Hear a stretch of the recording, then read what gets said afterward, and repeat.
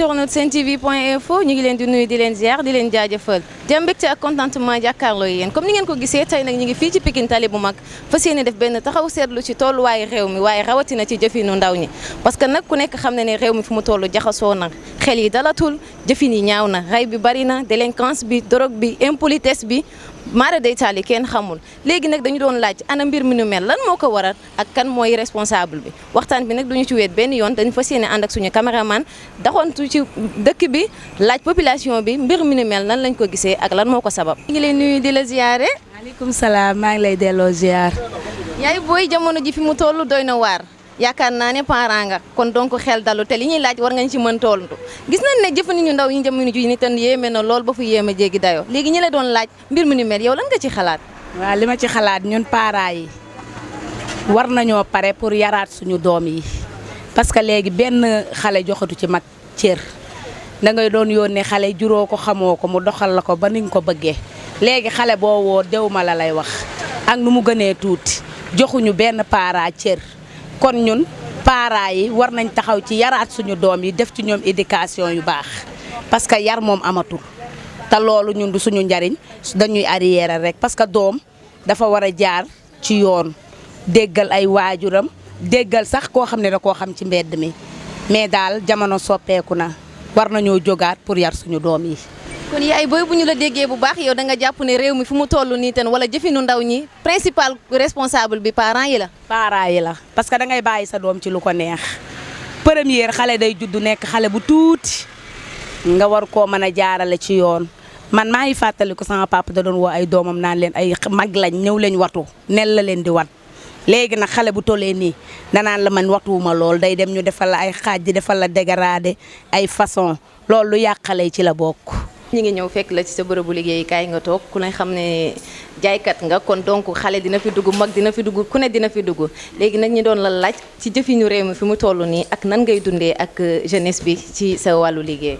wàllu liggéey xanaa muñ rek xam ne moom ñëpp xam ne lépp métti na ndax jafe-jafe yi métti na dund gi seer na dund gi mu wàññeeku lépp day neex waaye suñu problème la mooy ay jafe-jafe mooy dund gi rek mooy suñu jafe-jafe moom métti na mag jooy na mag ndaw jooy na ñëpp jooy na loolu daal moom bu wàññeeku woon jàmm nañ ñooy loolu daal mooy suñu jafe-jafe. léegi comme comportement xale yi bu ñu ñëwee fii tan nan la ñu comporté woo est-ce que yar ba amoon ci xale yi démb ak tey mu ngi fi ba léegi wala déet. yar moom amatul xanaa ma ngay muñ rek waaye yar moom amatul fii lu la ngay dégg ci yaay muñ koo fi laal nag ñu naa rey na sama doom ji laal na ko kuréel na ko porte plainte kon yaay muñ rek moo tax. waaye fii kay yar bi moom tey rek na rakkaaju yar amatul yar zéro ndax kenn talatul yar ku xëy yaa ngi doon danga bàyyi si doom sa kër gi. en tant que parent nan nga gisee doxalinu ndaw ñi fi réew mi toll nii. soo yàqu ba jeex tàkk fii bu ma fi ñëwee sax ci fuur bii xool kii dañuy xotti ay yéreem ay mag sax laa la wax da du ay xale ay mag yar amatul maandu amatul dara amatul. da ngay gis ku ñëw jënd sax.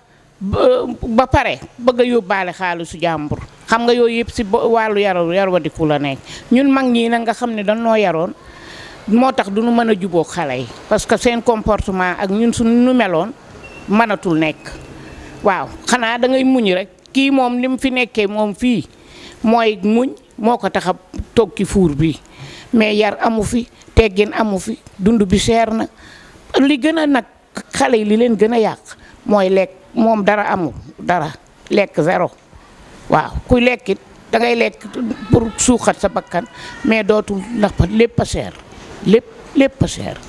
en tant que jeune ñi fas yéene def taxaw seetlu ci doxalinu ndaw ñi jamono jii ten yow la moo ciy sa xalaat. waaw doxalinu ndaw yi moom boo xoolee souvent yaa ngi dégg yoo xamante ni chaque jour rek dañ koy rëccu wala yoo xamante ni dañuy naan adduna bi kat léegi kenn comprendre tur. mais man ñi ma koy gën a pointé man ci parents yi laa koy wax quoi parce que am na parents yoo xam te ne comme ñoom ñoo nanguwul jël seen propre responsabilité pour gën a éduquer seen doom xool seen doom nan la war a toogee ak seen doom nan la war a doxee société bi rek yaa problème wax dëgg yàlla. léegi rey bu bari bi ak violence bi jàpp nga ne tamit loolu est-ce que yoon la wala lan moo ko war a mën a waral tamit. waaw xam nga mooy li ma la waxaat ba léegi da ngay ñëwaat ci cadre éducation bi pour man jeune.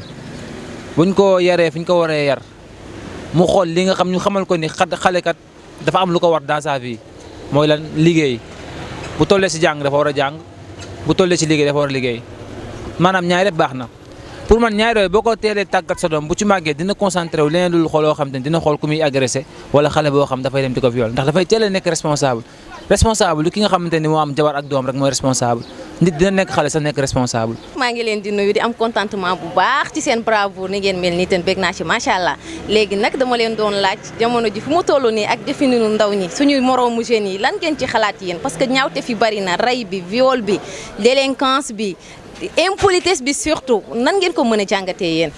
waaw ñu ngi lay nuyu di la jox sa wàccuwaay waa loolu moom instant bi dafa fréquent ci dëkk bi ndaxte peut-être d'une part mauvaise fréquentation moo koy indi comme sama mbokku jigéen ñi parfois da ngay gis koo xamante ne comme daal du bëgg dara lu di la influencer yow lii dangaa ñàkk fayda patati patata man daal ci sama gis-gis daal côté boobu moo koy indi surtout si wàllu jigéen ñeeg ñooñu waaw noonu laa. asalaamaaleykum wa rahmatulah di leen jaajëfal bu baax di jaajëfal suñu mbokk bi nga xam ne moo njëkk a àddu lu mu wax am na solo mais loolu soo kii da nga war a poser question lan moo indi loolu boo ko xoolee mën nañu indi mauvaise éducation ndax da ngay gis am na sax parents yi nga xam ne dinañ éduquer dinañ jël seen doom éduquer leen si kër gi ba ñu baax mais mbedd bi dina leen yàq moo tax parents yi war nañoo xool seen doom ni ku ñuy àndal bu ñu wàccee ku ñuy àndal yor seen emploi du temps tout ça li ci bëri daal si éducation de base bi sama naataango bi souligné na ko muy mauvaise fréquentation yi da ciy joué ndax yow mën nga baax ma génn gis sama naataango bii rek comme am na lu rafet mu ni ma yow yaa ngi muur doo dindi sa col bi cheveux bi kaay ma may la kii kaay ma may la kii moo tax da ngay gis xale jigéen di sol lu bon di provoquer góor ñi léegi bu ko defee nit ñi di leen viol ndax parce que nit rek la mën a doon day am ay sentiments yi nga xamante ne c'est involontaire léegi mën nga ñëw sees ko mu violé la wala dara léegi affaire bi indi ay problème tout ça. waaw bon man maa leen di fay maa ngi jàppale nag sama mbokk mi li mu wax loolu dëgg la parents yi dëgg la waaye tamit xale yi tamit ci lañu. ndaxte xale yi ñoom xam nañ lu baax xam nañ lu bon ndaxte tey ji ku ñu waxoon ñu yëg ci kaw terrasse bii wadd si suuf duñ ko def ñun ñii tamit am nañ ci responsabilité bu mag du parents yi rek de yar nañu fañ ñu war a yaree dugal nañu si école bu baax duñu conseil duñu wax guddeeg bëccëg waaye ñun ñii tamit ci lañu. waaw man jaajëfal bu baax a baax da nga am loo ciy sànni. fa am lu may doole rek parce que nee na parents yi ñu ngi éduquer xale yi dëgg la certes am na parents yi nga xamante ne dañuy def seen doom ay éducation bu baax loolu tamit dëgg la mais am na parents yi nga xamante ne par exemple man ma am 18 ans. facture bi ñëw yow de ñàkk nga fay de sa morom diw de mooy fay facture bi pourquoi yow mënoo koo fay te nga ne comme que sa morom diw bi mu ngi koy def comme nu ma mënti def rek damay dem pour am xaalis boobu loolu kon parent bi dina la pousser nga def loo xam ne après mën na la indil ay loraange. J'aimerais entendre votre point de vue par rapport à la situation actuelle, le comportement de la jeunesse d'aujourd'hui. Bonjour, c'est un sujet qui est important. Pour moi, je vais vous dire que le problème du comportement de la jeunesse aujourd'hui est lié à 3 facteurs. C'est la mondialisation, l'éducation du parent, l'éducation de l'école. C'est ces 3 facteurs qui ont mis aujourd'hui le comportement de la jeunesse trop bizarre. Nous avons oublié aujourd'hui comment nos parents nous éduquaient.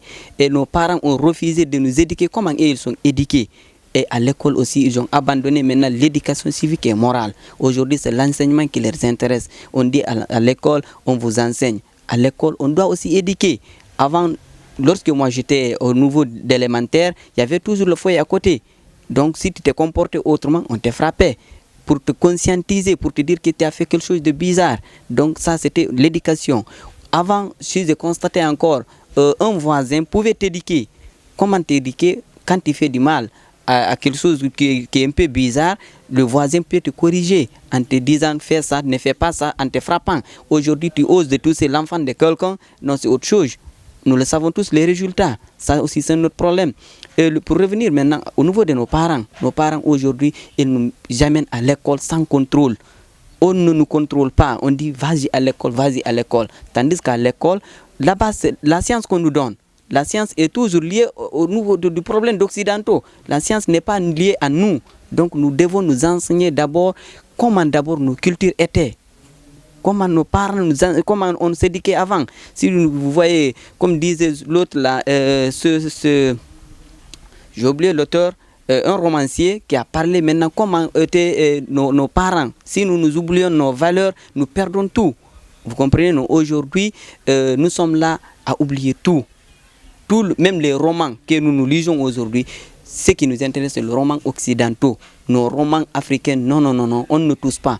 Nous sommes là maintenant à regarder la télé, nous avons oublié la lecture, nous avons abandonné tout ce qui est lié maintenant à nos éducations au profit des autres. Le monde est résumé aujourd'hui, le monde est très court. Vous voyez, non? Donc ça c'est un problème. Et nos parents, pour nous éduquer, c'est tout à fait un problème. C'est un problème. Parce qu'ils nous laissent, ils disent vas-y à l'école, sans contrôle, la maman travaille, le papa travaille, personne n'éduque l'enfant. L'enfant, après l'école, il continue son chemin. Sans contrôle, c'est tout à fait un problème. Donc, ce que j'ai à vous dire, essayons de revoir cette situation parce que nos parents, ils ont leur part de responsabilité en nous. Pourquoi? Aujourd'hui, nous disons que bien que l'enfant a ses droits, mais n'oubliez pas aussi l'enfant a ses devoirs. Le devoir, c'est à l'éducation d'abord. Ça commence là-bas. Aujourd'hui, nous sommes là, abandonnés à nous-mêmes.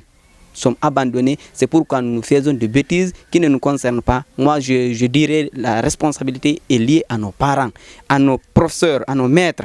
Ce sont eux. Parce que si nos parents nous enseignent ce qui était à eux, aujourd'hui, nous allons enseigner nos enfants ce qui est à nous. Donc, c'est un problème qui est lié à ces facteurs-là. Donc, moi, ce que je conseillerais à l'État, à nos parents, c'est 3 choses. Un, c'est de revenir à l'éducation, à l'école. N'oublions pas l'éducation, ne nous dit pas allez-y apprendre maths, sciences, ainsi de suite. Il faut que nous revenons à l'éducation, dire à nos enfants aujourd'hui tu dois faire ça, tu dois faire ça, tu dois cesser de faire ça. Avant on nous enseignait l'enfant ne doit pas fumer, l'enfant ne doit pas se comporter ainsi, l'enfant ne doit pas porter ses habits de n'importe comment. Mais aujourd'hui c'est ce qui se montre là-bas. Avant on portait des uniformes. Aujourd'hui il y a des écoles qui disent l'uniforme n'est pas important. Donc ça aussi tout ça c'est des problèmes. Parce que l'uniforme au moins ça enseigne. C'est du tenue traditionnel. Toi, fille, tu portes de bons habits, des habits complets, mais aujourd'hui, on te dit, porte ce que tu veux, c'est pas du tout important. Je me limite là pour le moment. Je vous remercie. jaajëfal comme ni ngeen ko gisee yéen a ko gisal seen bopp doxantu nañ ci biir dëkk bi laaj nañ différentes personnes ñu wax ñi seen gis-gis ci mbir mi ni mel waaye boo seetloo bu ñu ko résumé dañuy wax ne faute bi yëpp parents yi lañ ko def kon nag di ñaan suñu yaay yi ak suñu papa yi ñu defaat taxaw seetlu ci njaboot gi ci yarin bi di wax jeunesse bi aussi il n'est jamais trop tard nañu delloo waat seen xel te xam ne ndaw mooy ëllëgu réew te ku xamul fa nga jëm da ngay dellu fi nga jógee woon kon na leen defaraat toogaay bu baax a baax ñi ngi leen di jaajëfal yéen a ngi amoon ci micro bi Mame Seye Seck sama caméra ànd ceeg sama caméraman bu ñaawul bi Clé